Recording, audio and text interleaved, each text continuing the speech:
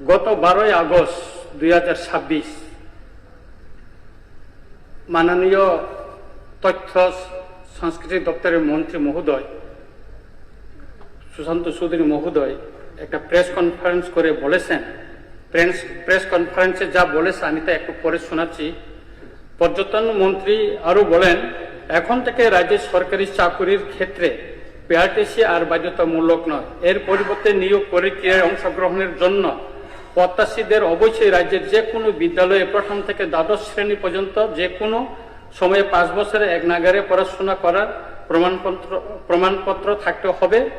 রাজ্যের সরকারি চাকুরির ক্ষেত্রে পিআরটিসি বাধ্যতামূলক থাকার বিষয়টি নিয়ে দিল্লি নিবাসী জৈনিক ব্যক্তি ত্রিপুরার উচ্চ আদালতে আবেদন করার পর পিআরটিসির বিষয়ে আদালতের পুনর্বিবেচনার নির্দেশ অনুযায়ী এই সিদ্ধান্ত আজকের মন্ত্রিসভায় গৃহীত হয় বলে জানান পর্যটন মন্ত্রী সুশান্ত চৌধুরী। এটা প্রেস রিলিজ ত্রিপুরা তথ্য সংস্কৃতি দপ্তর থেকে। আমার কথা হচ্ছে, দিল্লির যে নিবাসী অরুণ কুমার পানোয়া, উনি উচ্চ আদালতের ত্রিপুরা হাইকোর্টে একটা কেস দাখিল করেছিলেন। কেস নাম্বার হচ্ছে 144/2025।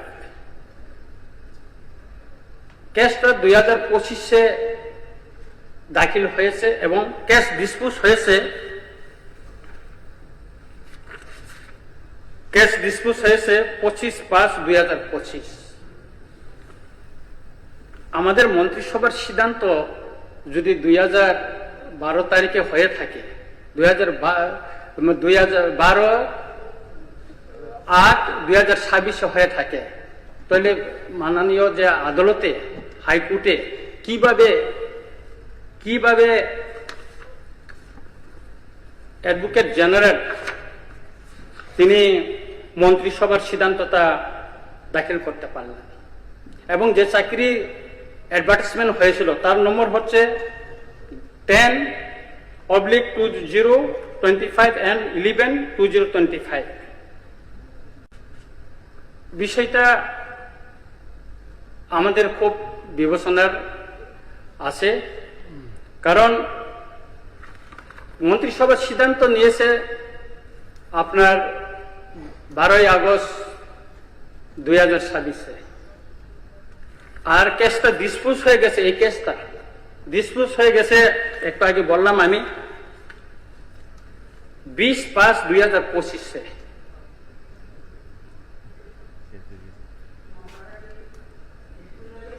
ডিসপোজ হয়ে গেছে। এখানে আমি অনলাইন থেকে একটা হাইকোর্টের একটা বার্টিক আমি নিয়েছি, তাহলে ভেরিফাই করতে হবে।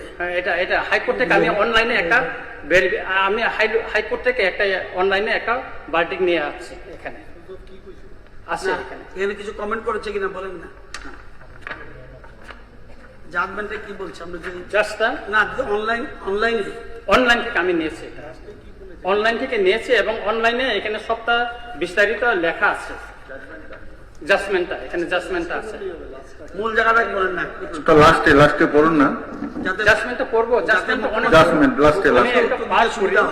লাস্ট প্যারাটা কনক্লুশনটা। Learned Advocate General further submitted that in view of the cabinet decision, petitioner is entitled, court এটাই তো বলছে, কোর্ট এটাই তো উনি যে সাবমিট করছে এটাই তো বলছে। হ্যাঁ, অ্যাডভোকেট জেনারেল করছে তো, কোর্ট অর্ডার করছে, গভর্নমেন্ট ক্যাবিনেটকে এটা বিবেচনা করার জন্য বলছে, ক্যাবিনেটকে বিবেচনা করার জন্য। এটা আমি বলছি, এটার জন্য আমি বলছি যে এটা চাকরির জন্য আবেদন মানে জন্য রাজ্য সরকারকে করা হয়েছে, মানে অনুরোধ বিবেচনা করার জন্য হয়েছে। তো কোর্ট যদি বলে থাকে তাহলে এটা কিভাবে হইল যে 12 তারিখে 2025-এ এটা কেসটা ডিসপোজ হয়ে গেছে 2/5/2025-এ। এই বিষয়টা মানে একটা হইল, মানে সন্দেহ হইল যে এটা কিভাবে হইল বিষয়টা।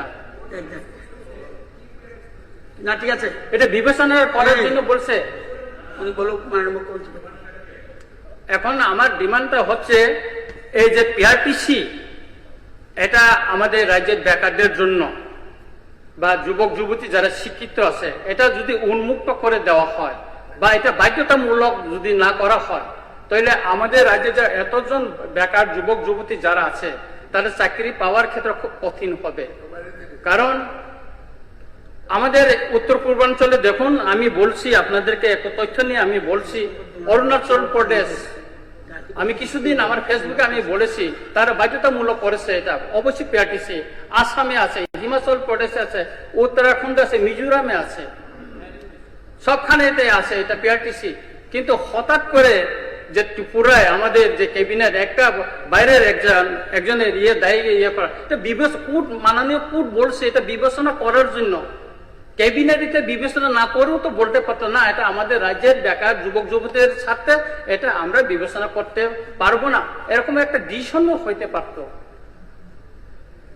কিন্তু এটা তো হয়নি। এটা আমাদের এখানকার ত্রিপুরার যে বেকার যুবক যুবতীদের ক্ষেত্রে এটা খুবই দুর্ভাগ্যজনক একটা সিদ্ধান্ত বলে আমি মনে করি। এবং আমি অনুরোধ করব বিষয়টা বিবেচনা করার জন্য যদি আমার এই যে অনলাইনের এই যে তথ্যটা যদি ভুল থাকে এটা যাচাই করা হোক। আমি অনলাইন থেকে এটা সংগ্রহ করেছি। এবং পিআরটিসি পাওয়ার ক্ষেত্রে যে আগে যে পিআরটিসি পাওয়ার ক্ষেত্রে যে এলিজিবিলিটি যে আছে, একজন পিআরটিসি পেতে গেলে আমাদের কি তাকে ত্রিপুরাতে জন্ম হয়েছে কিনা 8টা বিষয় আমাদেরকে এখানে ফিল আপ করতে হবে।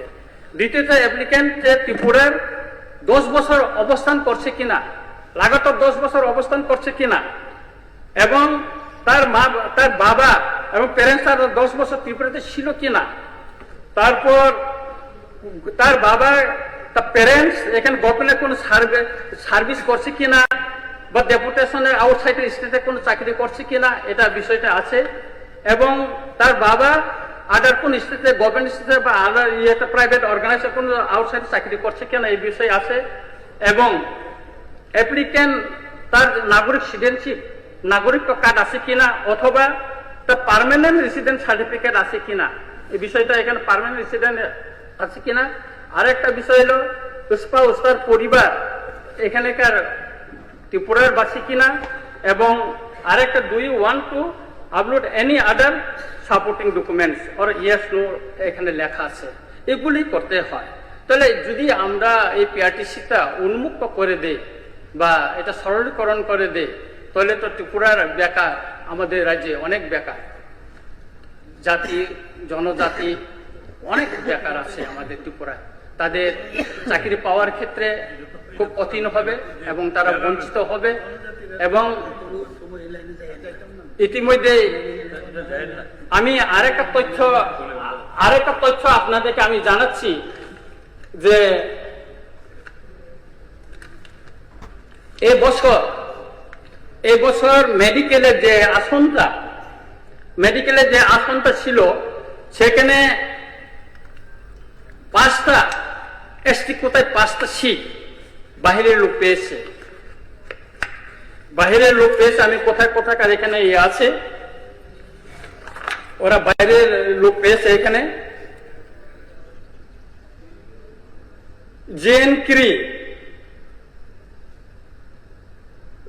জেনকিরি বলে এসটি কোটাটা বাইরে তার আছে, উনি পেয়েছেন। আর একজন জুলিয়ান চাকমা, উনি মিজোরাম থেকে, এবং মিজোরামে সে সিলেক্টেড হয়েছে, তার নম্বরটা ওইখানে আছে। জুলিয়ান চাকমা, এটা মিজোরামের একটা আছে, এই যে উনি যে সিলেকশনে তার নম্বর সবকিছু এখানে আছে। আর আরো আছে কৃপা জ্যোতি ঠেঙ্গার, উনি পেয়েছেন। ওইভাবে 4 জন লোক মেডিকেলে এসটি কোটায় বাইরের লোক পেয়েছে। তো এইভাবে যদি আমাদের এসটিতে, আমরা তো এমনি সংখ্যালঘু হয়ে গেছি, তো আমাদের যে কোটাগুলি যদি এইভাবে চলে যায়, অন্যরা যদি ছিনে নিয়ে যায়, তাহলে আমাদের ছেলেরা কি পাবে? তাই আমি অনুরোধ করবো বিষয়টা বিবেচনা করার জন্য। আমি মাননীয় মুখ্যমন্ত্রী মহোদয়কে অনুরোধ করব বিষয়টা ক্যাবিনেটে আবার যেন বিবেচনা করা হোক। যদি বিবেচনা করা না হয়, তাহলে ত্রিপুরার বেকার যুবক যুবতীর স্বার্থে আমরা সুপ্রিম কোর্টে যেতে বাধ্য হব। ধন্যবাদ।